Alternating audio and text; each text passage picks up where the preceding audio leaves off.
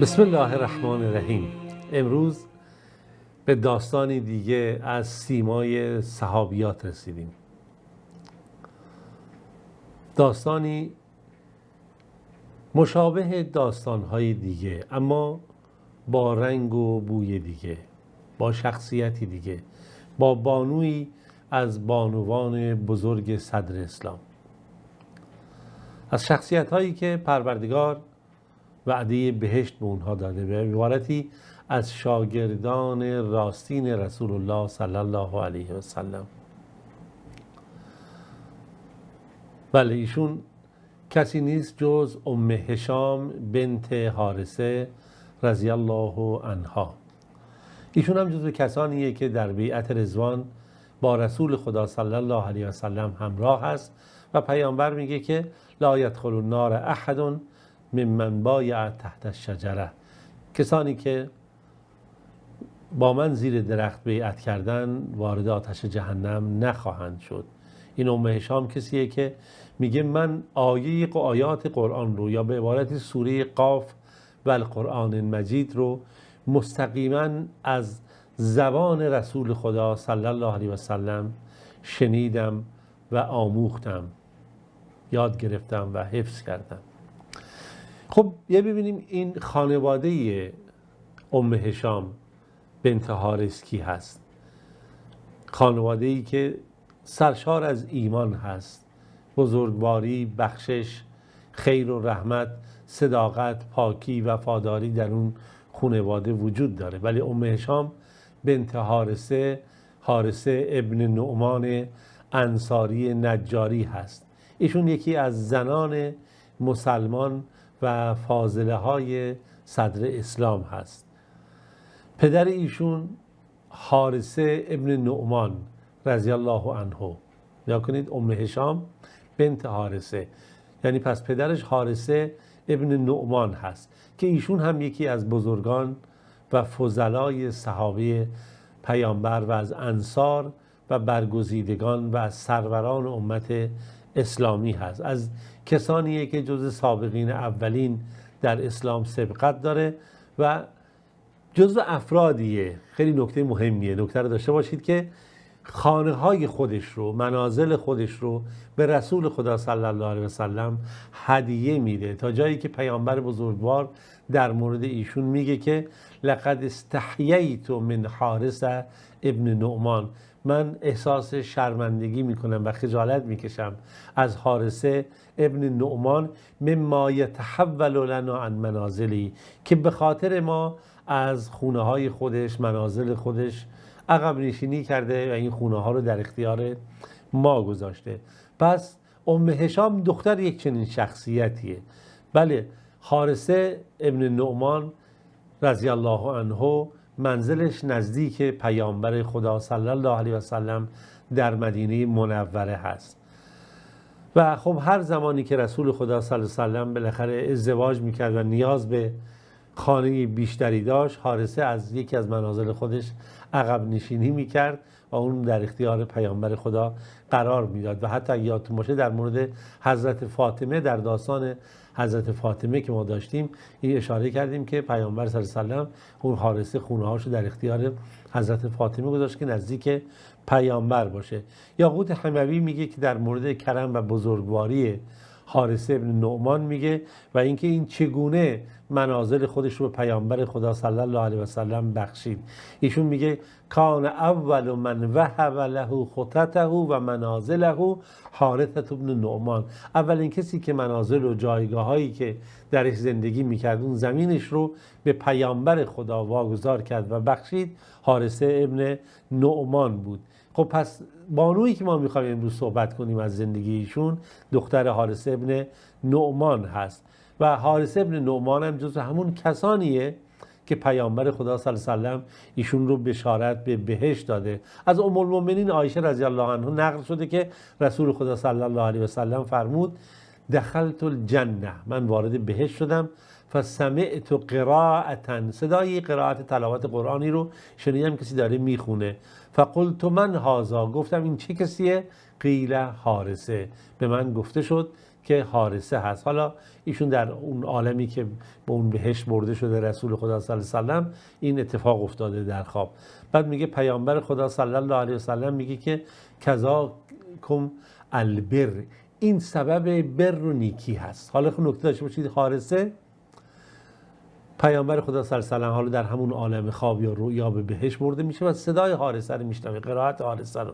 بعد وقتی میپرسه این کیه میگن حارثه. بعد پیامبر میدونی در جواب میگه این به خاطر بر و نیکی است، چرا که حارثه به نسبت به مادر خودش خیلی نیکی میکرد و بزرگواری داشت و این حدیثی رو هست که امام احمد نقل کرده در مسند خودش و در سیر اعلام نبلا و استبصار هم اومده. نکته ای که اینجا وجود داره، نگاه کنید نقش محبت به مادر و نیکی به مادر تا چه اندازه میتونه تأثیر داشته باشه که رسول خدا صلی الله علیه و سلم به مجرد اینکه متوجه شد چنین مقام و منزلتی نصیب حارثه شده، میگه این به خاطر نیکی به مادرش است و معروف بود که ایشون خیلی به مادرش نیکی میکنه و محبت میکنه.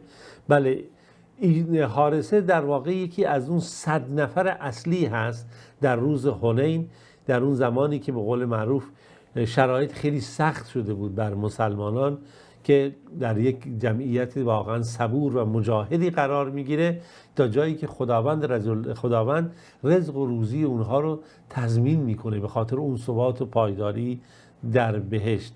در هر صورت حارثه رضی الله عنه دارای مناقب و منازل فراوانی هست که حتی خود ایشون میگه، حارثه میگه من 2 بار جبرائیل علیه السلام رو در زندگی خودم دیدم. و ببینیم حالا این چگونه حارثه 2 بار جبرائیل رو دیده. یه بار میگه که من در طول زمانی که بالاخره طول زندگیم بود 2 بار این اتفاق افتاده برام، خیلی قابل تأمله. یه بار ایشون میگه که در بقیع بود، زمانی که رسول خدا صلی الله علیه و سلم به طرف بنی قریظه میرفت، میگه جبرئیل مر بنا فی صورت دحیه، در چهره دحیه از کنار ما گذشت و فامرنا به لبس سلاح، به ما دستور داد که ما اسلحه بپوشیم. و روز دیگه و یوم موضع جنائز، و زمانی که زمان جنازه ها بود که حین رجعنا من حنین، ما از حنین برمیگشتیم که مررت و هو یکلم النبی صلی الله علیه و سلم، جبرئیل داشت با پیامبر صحبت میکرد. فلم اسلم، من سلام نکردم. فقال جبرئیل من هذا یا محمد، این چه کسیه؟ قال حارثه ابن نعمان. فقال اما انه من المئة الصابره یوم حنین، این جزو همون 100 نفر صبوری هست که در جنگ حنین صبر و پایداری کردن که تکفل الله بارزاقهم فی الجنه، که خداوند رزق و روزی اونها رو در بهشت تضمین کرده. ولو سلم رددنا علیه، اگه اون به من سلام میکرد من بهش جواب میدادم. خب حالا این روایت رو در هر صورت نقل در سیر اعلام نبلا اومده. من این نکته رو یادآوری کنم، برخی از این روایات رو من از نظر تحقیقیش متأسفانه فرصت نکردم بکنم، ولی خب بر اساس مستنداتی که در زندگی صحابه دیدیم آوردیم، یا حالا یک زمانی موردی به ذهنم رسید یا متوجه شدم حتما خدمتتون ارائه خواهم داد. در هر صورت امام ذهبی رحمت الله علیه در مورد حارث نقل میکنه، میگه ایشون شهد بدرن ول مشاهده و فلانه، تمام این غزوها و جنگ ها رو شاهد بوده. و کان دینن، خوب داشته باشین، خیرن برن به امهی، ایشون اهل دیندار بود، ایشون پایبند بود، ایشون اهل نیکی و خیر بود. یعنی حتی مردم بهش نسبت به اون بهشون قرض میداد و فلان برخورد میکرد. از همه مهمتر برن به امهی، نسبت به مادر خودش خیلی نیکوکار بود. که در هر صورت حالا جداگانه ما انشالله داستان حارثه ابن نعمان رو با هم خواهیم خوندش در فرصت مناسب. اما ببینیم مادر ام هشام که مادر ام هشام معروف هست ام خالد بنت خالد ابن خالد، که این زندگی میکرد در بین انصار از به قبیله بنی مالک، که اون هم اسلام آورده بود مادر ام هشام و با پیامبر خدا صلی الله علیه و سلم بیعت کرده بود و از زنان فاضله و نیکوکار عصر پیامبر بود که حارثه ابن نعمان نجاری با ایشون ازدواج کرده بود. خب فرزندانی هم داشتن، عبدالله بود، عبدالرحمن بود، سوده و عمره و ام هشام که دیگه همین بانویی که ما میخوایم در مورد ایشون صحبت بکنیم که بحث داستان ما در مورد ایشون هست. در هر صورت حارثه 2 تا دختر دیگه هم داره غیر از اینها که ام کلثوم هست و امة الله هست که اینو در طبقات ابن سعد آورده. این خانواده مبارک همه مسلمان شدن بدون استثناء و ام هشام و خواهرانش همه از کسانی بودند که مسلمان شدن، با رسول خدا صلی الله علیه و بیعت کردند. ابن سعد نقل میکنه سوده، عمره، ام هشام، ام کلثوم و امة الله همه اینها مسلمان شدند و بایعن رسول الله صلی الله علیه و سلم، با رسول خدا بیعت کردند. و این خانواده پاکتینت جزو خانواده هایی هستند که جزو سابقین اولین در واقع در انصار حساب میان و جزو کسانی هستند که در خط مقدم اسلام و در واقع در اون حظیره و حقیقت اسلام قرار دارن، جز شاگردان اولیه رسول خدا صلی الله علیه و سلم هستن. اما ببینیم، خب گفتیم که اینا همسایه های مبارکی برای رسول خدا صلی الله علیه و سلم بودن، همچنین رسول خدا صلی الله علیه و سلم برای اینها همسایه مبارکی بود و این خانواده بزرگوار که ام هشام در این خانواده بالاخره بزرگ شده، زندگی کرده، با اسلام آورده، با پیامبر خدا صلی الله علیه و سلم بیعت کرده، در این خانواده‌ای که در همسایگی رسول خدا صلی الله علیه و سلم هستند. طبیعیه که اینها زندگی کردن در کنار پیامبر، در نزدیکی پیامبر و ایشون دائما ام هشام پیامبر خدا صلی الله علیه و سلم رو میدید، این پیامبر بزرگوار رو، و همسران پیامبر رو، امهات المؤمنین رضی الله عنهن رو هم میدید ایشون، و هم اون بهترین همسایه برای اونها بود و اونها هم بهترین همسایه بودن و این نعمت و فضلی بود که خداوند نصیب اینها کرده بود و این اثر همسایگی و این دوستی و بالاخره میشه گفت همراهی و همفکری که برای اینها پدید اومده بود، خب تأثیر زیادی در این صحابیه بزرگوار، این بانوی بزرگوار ام هشام ایجاد کرده بود، چرا که ایشون آثار نبوت رو مستقیم از رسول خدا صلی الله علیه و سلم میتونست دریافت کنه و ببینه. خب تا همینجا داستان رو داشته باشید. ادامه داستان رو در جلسه بعد خدمت شما ارائه خواهم داد. خدایا رو نگهدارتون.